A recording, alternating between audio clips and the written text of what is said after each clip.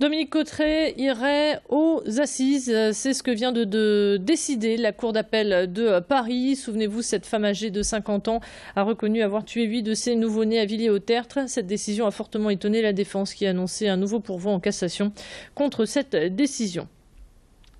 Il ne passe pas inaperçu, c'est bien sûr le retour du soleil avec les températures estivales qui sévissent actuellement sur le nord de la France. Il faut dire qu'on a été gâtés ce week-end et aujourd'hui encore, vous avez été nombreux à en profiter. Les déjeuners en terrasse, t-shirts et lunettes de soleil étaient de sortie. On se croirait plus en été qu'au printemps. Les commerçants sont eux aussi très ravis car avec le soleil, ce sont les affaires qui repartent à la hausse. Tanguy Lécluse s'est rendu pour nous sur la Grand Place à Roubaix. Les beaux jours chez nous sont rares, mais dès qu'il y a un bon petit rayon de soleil, donc on profite, quoi. Un petit peu de terrasse, les parcs, un petit peu de loisirs, c'est tout. C'est merveilleux, franchement, le soleil, il n'y a pas mieux que ça. Donc on profite de boire le café et de discuter avec mon ami. Les gens sont plus agréables et ils consomment beaucoup, surtout. Donc le chiffre augmente très vite en fait. Dès qu'il y a un rayon de soleil, la crise n'existe plus. Hier, on était ouvert, on avait une terrasse complète. On a été obligé de fermer à 19h30 pour dire on arrête parce qu'on ne pouvait plus. Et hier, c'était une ambiance guinguette sur la Grand Place. En bref, dans l'actualité, suite à un incident technique, le trafic du métro, notamment de la ligne 2, a été interrompu tout à l'heure pendant 1 heure entre les stations Saint-Philibert et la gare Lille-Flandre. Le trafic a repris depuis. La situation ne s'arrange toujours pas du côté de Transval de Lys. Les chauffeurs de bus prévoient une opération escargot sur l'A23 demain matin. Cela fera bientôt une semaine que la grève se poursuit. Certains établissements scolaires ne sont pas desservis et d'autres lignes enregistrent de nombreux retards. Prenez donc vos précautions demain. Par cette action, les chauffeurs de bus dénoncent des bas salaires. Les riverains de la courbe de Babylone vont enfin pouvoir dormir sur leurs 2 oreilles. Le bruit de la circulation sera bientôt un lointain souvenir. À partir d'aujourd'hui, un écran acoustique de 170 mètres va être édifié dans l'échangeur. Pour sa pause, l'échangeur sera fermé durant 3 nuits. 17 000 véhicules circulent par jour sur cette portion de route qui permet de sortir de la voie rapide pour rejoindre le boulevard du Bruck. Des travaux qui devraient durer 3 mois pour un coût total d'1,5 million d'euros.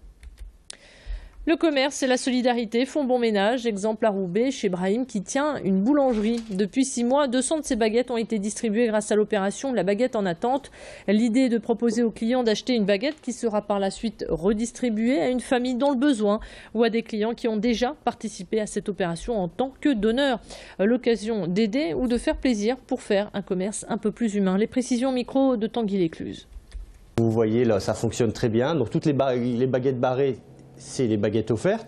Les baguettes vierges, c'est les baguettes qu'on nous a offertes. Donc, lorsque quelqu'un rentre ici, c'est simple. S'il veut offrir une baguette, il suffit de dire j'achète ma baguette à moi et j'en paye une.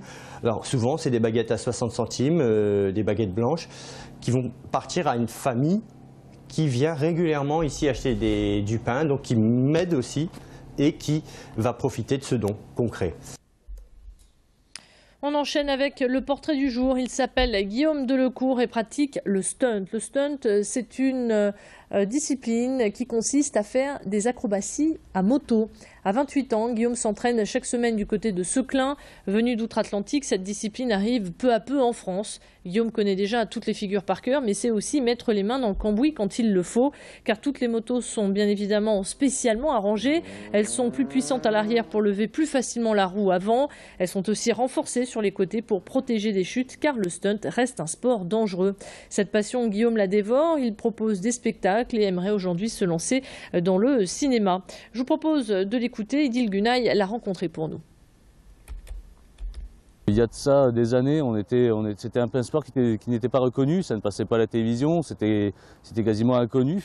Donc on avait beaucoup de mal à trouver des parkings, on avait des soucis avec donc, la police parce que forcément on fait un peu de bruit, parce qu'il y a des traces de pneus sur les parkings. Quand on sait le prix d'un parking, du revêtement d'un parking, c'est exorbitant. Au fur et à mesure des années, les forces de l'ordre ont lâché un peu de lest. Et à côté de ça, on a des partenaires qui nous mettent à disposition des parkings, là où on peut s'entraîner en toute sécurité, sans véhicule autour, sans public qui est sur la piste, etc. C'est vraiment sympa de leur part, quoi. Comme chaque lundi, on termine cette édition par la page sportive. En foot, en battant Lorient sur ses terres à 1-4, les Lillois terminent sur le podium de la Ligue 1 à la 3e place, une place qui leur donne leur ticket pour le tour préliminaire de la Ligue des Champions. Et puis en rugby, belle victoire du LMR face à Montauban, demi-finale allée de Fédéral 1, score final 17-12. La montée en Pro D2 se rapproche pour les nordistes, mais avant, il faudra de nouveau battre Montauban en match retour. Et Guillaume Van Der Schaag nous en dit plus, il était l'invité d'Adrien Lannoy ce matin. Un LMR qui a mis des doutes dans les têtes des joueurs de Montauban parce que Montauban était invaincu cette saison.